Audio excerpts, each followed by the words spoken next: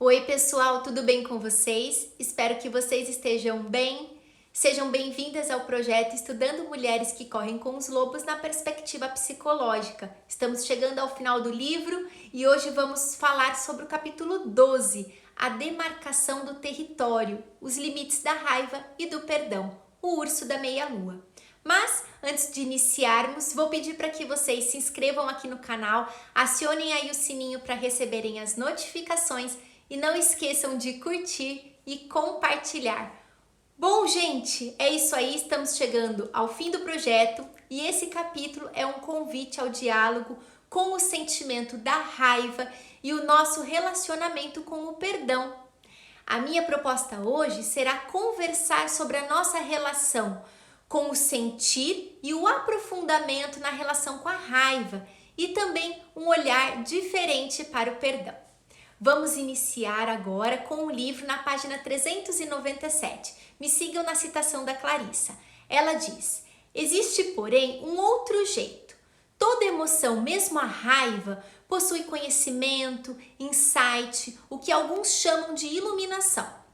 Nossa raiva pode, por algum tempo, ser nossa mestra, algo que não devemos nos livrar tão rápido, mas sim pelo que devemos escalar a montanha, algo a ser identificado, algo com que aprender, algo a ser tratado internamente, depois ser transformado em algo útil para o mundo ou algo que deixamos voltar ao pó.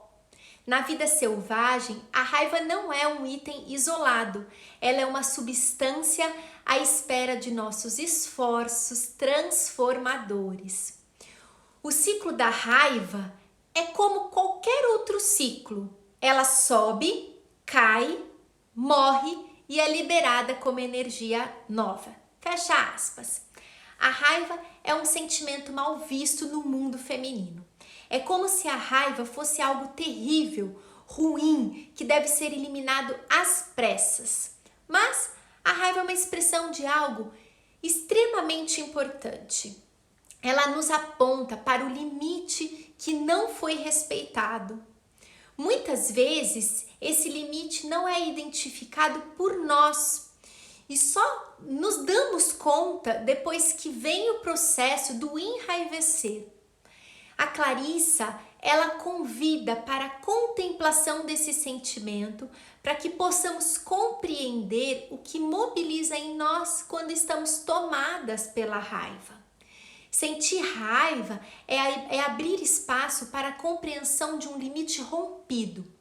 Primeiro, um limite dentro de nós, depois um limite com o outro, com o mundo. A raiva é primeiramente uma explosão com a gente. Como assim, Camila? O outro me faz mal e a raiva é uma explosão comigo? Podemos dizer que muitas vezes a resposta para essa pergunta será sim, é isso mesmo. Logicamente, que em caso de violência, essa afirmação ela precisará ser revista, e olhada com muita cautela, considerando vários outros aspectos. Não é sobre esse tipo de violência que eu estou falando, tá? Então, vamos falar das explosões de raiva que envolvem as relações onde não nos respeitamos e ao depararmos com situações nítidas de desrespeito, vem a raiva. Mas, se congelarmos essa imagem, conseguimos compreender que antes de darmos espaço para o outro ultrapassar a linha, nós já ultrapassamos. Por exemplo, a boa moça que se trai na maior parte do tempo para agradar alguém. Quando ela se sente traída, a traição é vista primeiramente como resultado do comportamento do outro. O outro me traiu, Vejam, se essa moça não percebe os próprios limites, como deseja ela que o outro a perceba, O que o outro capta é justamente a ausência de limites. Mas, se nessa boa moça acontecer o despertar da raiva, haver espaço para demonstração da raiva, esse sentimento poderá ser o seu ouro, aquele que trará à tona, toda a sua dor e a percepção mais nítida da ausência da consciência de si mesmo. Mas, vocês se lembram quando eu disse no outro vídeo sobre a teoria dos complexos, como funcionam os complexos? Pois bem, nós não podemos esquecer esse ponto, ele é muito importante.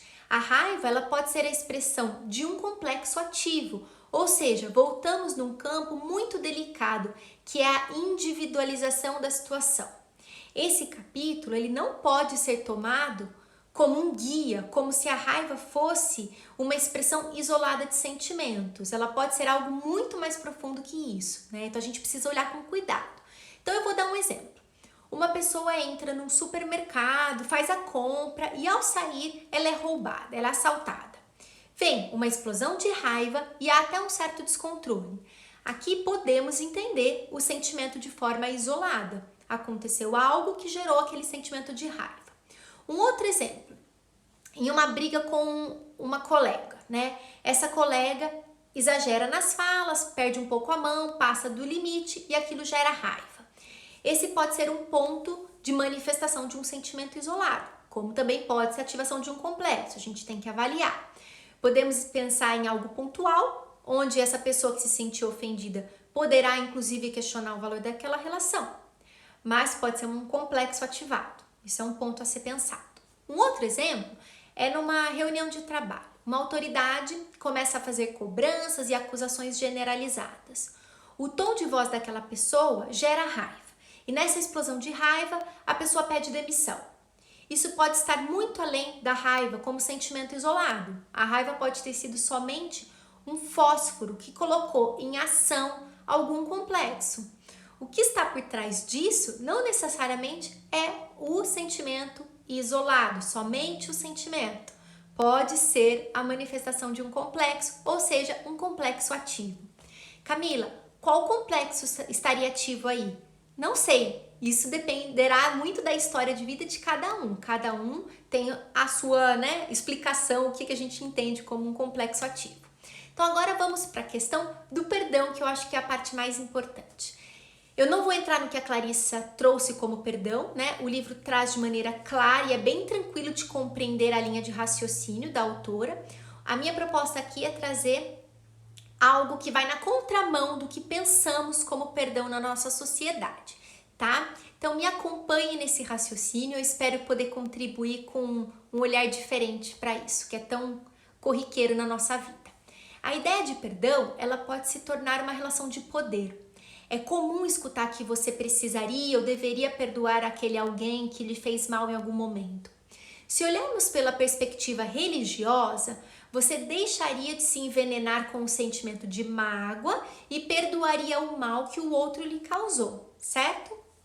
Bom, mesmo levando pelo processo citado pela Clarissa, de que o perdão pode ser gradual, pois existem muitas camadas, é importante que a gente pense, né? Quando você é a pessoa responsável por conceder o perdão, automaticamente você se coloca numa relação de poder perante aquela pessoa que lhe causou algum mal. Mas, Camila, perdoar não seria um ato nobre? Eu arriscaria dizer que é um ato de poder. Se eu entendo que o mal que o outro me causou está na ordem daquilo que é humano, eu compreendo que a falha será inevitável, né? Ela vai acontecer. E são as minhas expectativas, né? As minhas frustrações que precisam ser avaliadas e consideradas. A partir do momento que eu sei que o ser humano é falível, não faz sentido o ato de perdoar. Quando eu dou o perdão a alguém, eu o alivio e me sinto valorizada em um nível de consideração, né? Isso não soa, não aparenta poderoso demais, né? Vamos num exemplo, tá? Acho que o exemplo fica mais fácil. A Ana foi ofendida pela Maria. Maria pede perdão à Ana. Está nas mãos da Ana decidir se isso é possível ou não. Pronto, né? O poder se estabeleceu em forma disfarçada de amor e compaixão, né? Só que sabemos, né, que não é bem assim. O perdão, ele não precisaria ser pedido e nem concedido se aquela relação fizesse sentido para além do erro. Quando compreendemos que o outro, inclusive o outro que amamos, né, ele pode falhar, A falha não é colocada como sendo impossível de ser cometida por quem sofreu a ofensa. Ou seja, o ofendido, ele entende que pode e que já foi o ofensor. Esse assunto, ele é muito complexo, mas antes eu quero deixar bem claro uma coisa extremamente importante. Eu estou falando de falhas que estão no plano da normalidade. Eu não gosto muito de usar a palavra normalidade, mas foi a melhor que eu encontrei, tá? Isso não inclui situações onde as pessoas que sofreram algum tipo de violência não tiveram condições de se protegerem, tá? Então, a dualidade entre paz e guerra, ofendido e ofensor, é que nos coloca diretamente em estado de falsa promessa de paz interior imediata após o perdão ser concedido, né? Quando eliminarmos esses conceitos que estão nas polaridades, é que poderemos lidar com as questões interiores. Quando o mal está fora, o perdão faz todo sentido. Quando compreendemos que o mal, a batalha, a guerra, o incômodo está dentro, né, o perdão não faz sentido. É interessante como essa construção da ideia do perdão vem sendo instalada há séculos, né? A gente nem percebe, está tão rotineiro, né? Mas o que me chama a atenção é que quantas pessoas têm usado e cunhado um termo tão delicado como uma ideia de saída, de autolibertação. Vocês podem até me questionar, Camila, você está dizendo que não devemos perdoar? Sim e não. Estou dizendo que não se deve perdoar porque o pedido do perdão não faz sentido. Não é o ato interno, mas o ato externo. O ato interno do perdão não se relaciona com o outro. É um lugar absolutamente particular. É como se absolvêssemos a nós e o outro dessa relação de poder, né? É nos permitir e permitir ao outro a noção, a compreensão ampla da natureza humana, ou seja, a falha, né? Enquanto sou um ser falível, eu não preciso que se curvem a mim como se eu não fosse um ser humano passível de erros, né? Mas Camila, ele me traiu, eu devo ou não perdoá-lo? Essa é uma pergunta recorrente, percebem? Quantas pessoas ficam nessa estrutura de pensamento, né? Então, a questão que precisaria ser posta, ela não está na mesa, ela não está em jogo, né? Essa questão central, ela não se relaciona com a ideia do perdão, ela não se relaciona com essa pergunta. A ideia central seria, qual o sentido da sua relação com a pessoa que você considera ter falhado? As respostas, elas estão no âmbito extremamente particular, que não cabe ao outro, aquele que, entre aspas, falhou, decidir e muito menos definir o significado da ação, né? Mas temos aí um outro conceito, o auto-perdão. E o auto-perdão? Perdoar a si mesmo não seria um lugar para a aceitação das nossas próprias falhas? Se precisamos nos perdoar, será que não estaríamos considerando, ou que em algum momento consideramos que seria possível não falharmos? Voltamos ao mesmo ponto. O lugar central da crença de que podemos passar por essa vida acreditando que chegaremos em um lugar, né, aonde a ausência de falha será possível, já é um problema.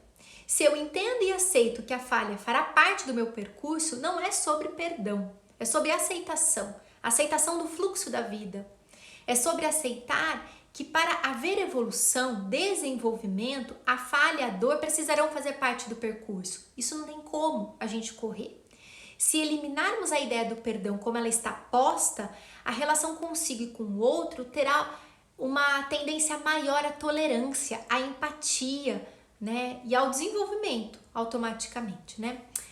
Vamos tirar essas amarras que pesam tanto na nossa caminhada. Não é sobre perdão, não é sobre perdoar, não é sobre se auto-perdoar, é sobre a humanidade nua e crua, sem véus, sem máscaras e com uma possibilidade maior de tolerância, discernimento, não julgamento e consciência. Bom, gente, é isso. Espero que tenham gostado. Nos vemos no próximo capítulo. Beijos e até mais!